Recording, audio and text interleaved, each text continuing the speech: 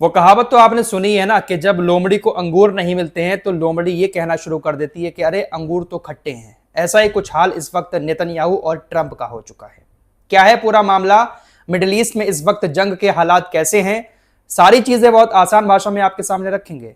Channel पर पहली बार आकर हमारी वीडियो देख रहे हैं, सब्सक्राइब नहीं किया है, सब्सक्राइब करके हमारे साथ जुड़ सकते हैं। क्या अभी भी जंग जारी है, क्या अभी भी ईरान की तरफ से हमले किए जा रहे हैं, सारी बातें इस वीडियो में आपके सामने रखने वाले हैं। सबसे बड़ी खबर आपको बता देते हैं कि स्टेट ऑफ हॉर्मुज के ऊपर अमेरिका का एक अपाचे हेलीकॉप्टर क्रैश हो गया है।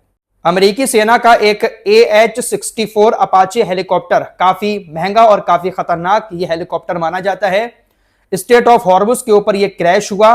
मीडिया रिपोर्ट्स के मुताबिक इस हेलीकॉप्टर पर अमेरिकी सेना के जो चालक दल थे, 2 लोग इस पर मौजूद थे, दोनों को बचा लिया गया है। अमेरिकी सेना का ये अपाचे हेलीकॉप्टर किस वजह से क्रैश हुआ है, इसकी जानकारी अभी सामने नहीं आई है। अमेरिकी सेना का Apache helicopter state of Hormuz के ऊपर उड़ रहा था, वहीं पर वो क्रैश हो चुका है।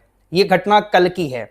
ऐसा भी अंदाजा लगाया जा रहा है कि हो सकता है कि इसके पीछे ईरान का हाथ हो। ईरान ने अमेरिका के अपाचे हेलीकॉप्टर के ऊपर कोई हमला किया हो, जिसके बाद हेलीकॉप्टर क्रैश होकर स्टेट ऑफ हॉर्मुज में गिरा, लेकिन अमेरिकी नौसेना ने दोनों चालक दलों को बचा लिया है। फिलहाल ईरान और इजराइल ने 24 घंटे में एक दूसरे के ऊपर बहुत सारे हमले किए। ईरान ने हमले किए, उसके बाद पलटकर इजराइल ने भी कुछ हमले ईरान के ऊपर किए, लेकिन ईरान ने ज्यादा बैलिस्टिक मिसाइलें इजराइल के ऊपर दागी। फिलहाल बड़ी खबर यह है कि हमले रोके जा चुके हैं। डोनाल्ड ट्रंप ने ऐलान किया है कि मैंने बीबी को समझा दिया है। बीबी यानी नेतन्याहू अब ईरान के ऊपर हमले नहीं करेंगे, और दूसरी तरफ ईरान ने भी अपने हमलों को रोक दिया है। शांति वार्ता के लिए कोशिशें लगातार की जा रही हैं। इजराइल को ऐसा लग रहा था कि हम ईरान के ऊपर हमले करेंगे तो ईरान डर जाएगा।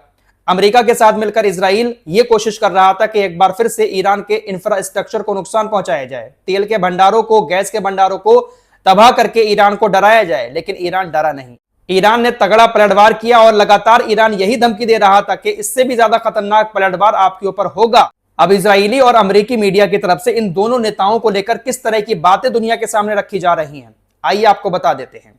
इन दोनों की बातों को सुनने के बाद आप खुद कहेंगे कि वाकई में ये वही लोमड़ी है कि जब अंगूर इनको नहीं मिले तो उसको खट्टा बताना शुरू कर दिया। इजरायली चैनल 12 के मुताबिक जब ईरान ने इजराइल के ऊपर पहला हमला किया, उसके बाद इजराइल ईरान के ऊपर पलटवार करते हुए हमला करने जा रहा था, लेकिन डोनाल्ड ट्रंप के मुताबिक डोनाल्ड ट्रंप ने नेतन्याहू से रिक्वेस्ट की कि वो ईरान के ऊपर हमला ना करें। ईरान ने आपके ऊपर हमला कर दिया है, लेकिन आप पलटकर ईरान के ऊपर हमला ना करें।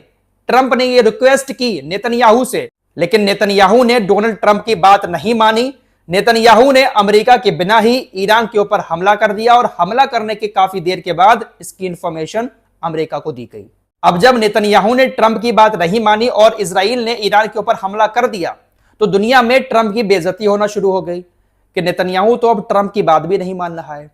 तो ट्रंप ने अपने आप को बचाने के लिए किस तरह का बयान दिया। ट्रंप कहते हैं कि देखिए, इजराइल तो बहुत बड़ा हमला करने जा रहा था ईरान के ऊपर, मैंने रिक्वेस्ट की, मैंने दबाव डाला, तो मेरे दबाव की वजह से नेतन्याहू ने हमले का दायरा थोड़ा सा कम कर दिया, छोटा हमला किया, वरना इजराइल तो बहुत बड़ा ईरान के ऊपर हमला करने के लिए आगे बढ़ रहा था, मैंने उस हमले को थोड़ा छोटा करवा दिया। इस वक्त डोनाल्ड ट्रंप की हालत ऐसी हो चुकी है कि ना तो इसकी कोई बात मान रहा है और ना ही दुनिया इसको अब सीरियस ले रही है। जो आ रहा है पेलकर चला जा रहा है।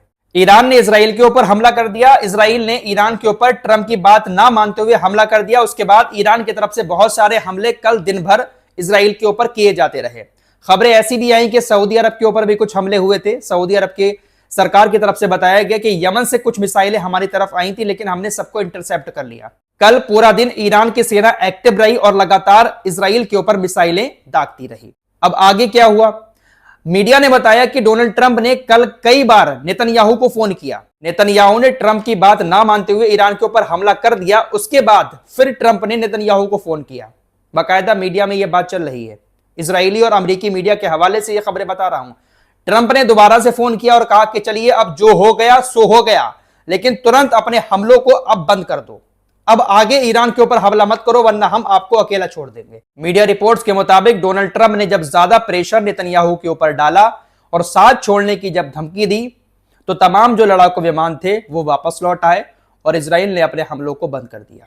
ऐसा भी कहा जा रहा है कि हो सकता है कि जो अरबी देशों की सरकारें हैं उन्होंने ट्रंप के ऊपर प्रेशर डाला हो कि तुरंत इजराइल से हमले बंद करवा दो, वरना अच्छा नहीं होगा।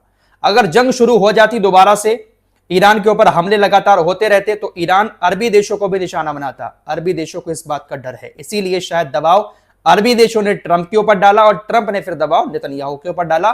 फिलहाल इजराइल ने हमले बंद कर दिए। इजराइल ने हमले बंद किए तो ईरान भी हमले बंद करके बैठ गया है।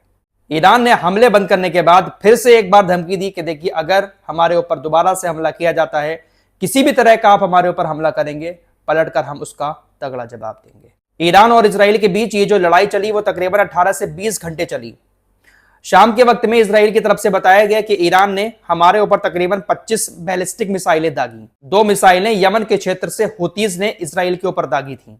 इजरायली सेना ने बताया कि हमारे ऊपर जो मिसाइलें दागी गई ईरान और यमन की तरफ से, उन मिसाइलों को रोकने में अमेरिका ने भी हमारा साथ दिया। कुछ मिसाइलों को अमेरिका ने भी रोका और अमेरिका हमारे साथ मिलकर इन हमलों में भी काम कर रहा था। इजरायली सेना ने यह भी कहा कि ईरान के ऊपर जो हमले हुए वो सिर्फ इजराइल ने ही किए थे, उसमें अमेरिका का साथ नहीं था।